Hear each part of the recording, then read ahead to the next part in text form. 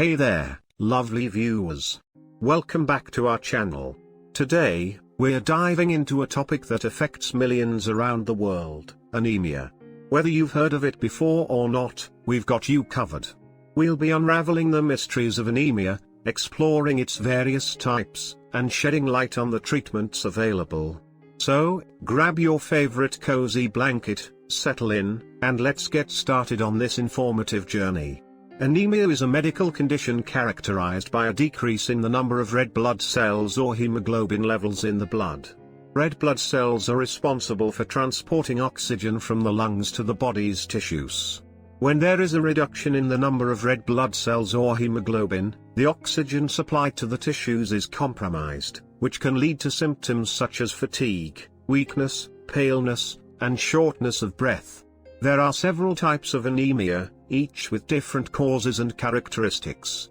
Below, I will describe some of the most common types of anemia, as well as their corresponding treatment. Iron-deficiency anemia. Iron-deficiency anemia is the most common type of anemia and occurs when the body does not have enough iron to make an adequate number of red blood cells. Iron is essential for the formation of hemoglobin, the oxygen-carrying protein in red blood cells. Lack of iron can be caused by a diet poor in iron-rich foods, blood loss, for example, due to heavy periods or gastrointestinal bleeding, or problems absorbing iron in the gut. Treatment of iron-deficiency anemia involves correction of iron deficiency through iron supplements and a balanced diet. Iron supplements are prescribed to restore adequate levels of iron in the body. In addition, it is recommended to consume foods rich in iron, such as red meat, seafood, legumes, and green leafy vegetables. Vitamin B12 deficiency anemia. Vitamin B12 deficiency anemia occurs when the body cannot properly absorb or use the vitamin B12 needed for red blood cell production. Lack of vitamin B12 can be caused by malabsorption in the gut, vegetarian or vegan diets, and even certain medical conditions, such as Crohn's disease or celiac disease. Treatment of vitamin B12 deficiency anemia usually involves oral vitamin B12 supplementation or intramuscular injections. These supplements help correct the deficiency and restore normal levels of vitamin B12 in the body. Folic acid deficiency anemia. Folic acid deficiency anemia occurs when the body does not get enough folic acid, a B vitamin needed for the production of red blood cells. The lack of folic acid may be due to insufficient intake of foods rich in this vitamin, intestinal absorption problems, or during pregnancy. Treatment of folic acid deficiency anemia involves folic acid supplementation and a balanced diet. To treat folic acid deficiency anemia, oral folic acid supplements are often prescribed to correct the deficiency. In addition, it is recommended to consume foods rich in folic acid, such as green leafy vegetables, legumes, citrus fruits, and fortified cereals. Hemolytic anemia. Hemolytic anemia is a type of anemia in which red blood cells are destroyed more quickly than normal. It can be hereditary or acquired and can be caused by genetic factors, infections, immune reactions, exposure to toxic substances or medications, or immune system disorders. Treatment of hemolytic anemia depends on the underlying cause. In some cases, it may be necessary to treat the underlying cause, such as an infection or an autoimmune disease. In severe cases, blood transfusions may be needed to replace destroyed red blood cells. Medications may also be used to suppress the immune system and reduce the destruction of red blood cells. Sickle cell anemia. Sickle cell anemia is an inherited form of anemia in which red blood cells have an abnormal crescent or horseshoe shape instead of their normal round shape. These sickle cells are less flexible and tend to clog blood vessels, resulting in decreased blood flow and tissue damage. Treatment of sickle cell anemia focuses on relieving symptoms and preventing complications. Medications may be prescribed to control pain and inflammation, as well as to prevent infection. In some cases, blood transfusions may be needed to increase the number of healthy red blood cells in the body.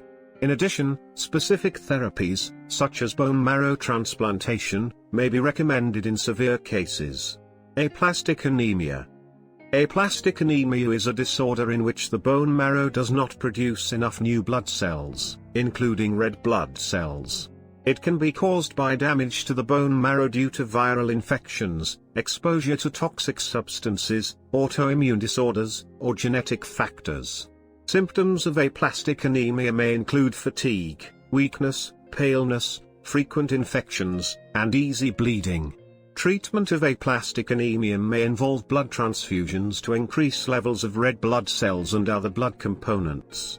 In addition, medications can be used to suppress the immune system and allow the bone marrow to produce new blood cells. In some severe cases, bone marrow replacement therapy, which involves transplanting healthy stem cells, may be necessary to restore bone marrow function. Anemia of chronic disease. Anemia of chronic disease is a type of anemia that occurs in people with chronic or long-term illnesses, such as kidney disease, cancer, autoimmune diseases, or chronic infections.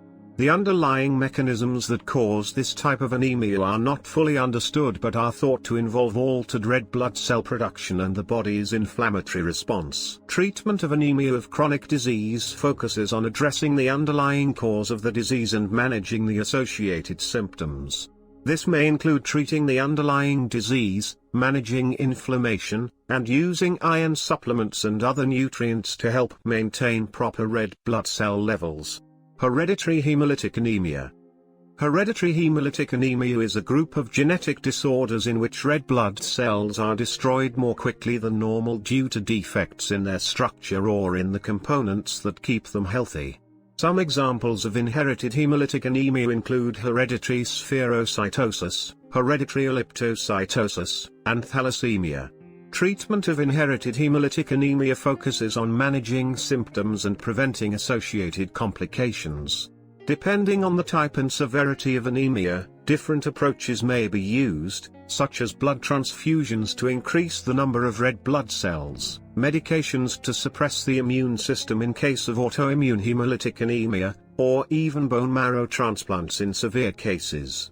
Anemia due to chronic kidney disease.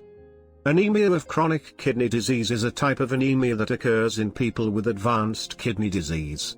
In this condition, the kidneys do not function properly to produce enough erythropoietin, a hormone responsible for stimulating the production of red blood cells in the bone marrow. In addition, the accumulation of toxins in the blood and lack of nutrients can also contribute to anemia in patients with chronic kidney disease. Treatment of anemia in chronic kidney disease is based on several strategies. This may include synthetic erythropoietin supplementation to stimulate red blood cell production, control blood pressure and kidney function, and correct nutritional deficiencies, such as administration of iron and folic acid. In some cases, blood transfusions or even dialysis or kidney transplants may be required. Importantly, anemia treatment should be personalized and tailored to each patient, taking into account the underlying cause, severity of anemia, and additional medical conditions present. It is critical to consult a physician to obtain an accurate diagnosis and receive a proper treatment plan and ongoing monitoring to ensure effective management of anemia and improve the patient's quality of life. In summary, anemia encompasses a wide range of types with diverse causes. Each type of anemia requires a specific treatment approach, which may include nutritional supplements, blood transfusions, medications, management of underlying diseases, or even more advanced therapies, such as bone marrow transplants. Early identification, proper diagnosis, and timely treatment are crucial to effectively address anemia and improve patients' health and well-being. And there you have it, a comprehensive look into the world of anemia, its types, causes, symptoms, and treatments. Remember, knowledge is power, and understanding these aspects can make a real difference in your health or the health of your loved ones. If you found this video helpful, don't forget to give it a thumbs up and share it with anyone who might benefit from this information. As always, if you have any questions or want to share your experiences with anemia, feel free to drop a comment below. And if you haven't already, make sure to hit that subscribe button and ring the notification bell so you never miss out on our future health and wellness videos. Thanks for tuning in, and remember, your well-being is a priority. Take care and stay healthy.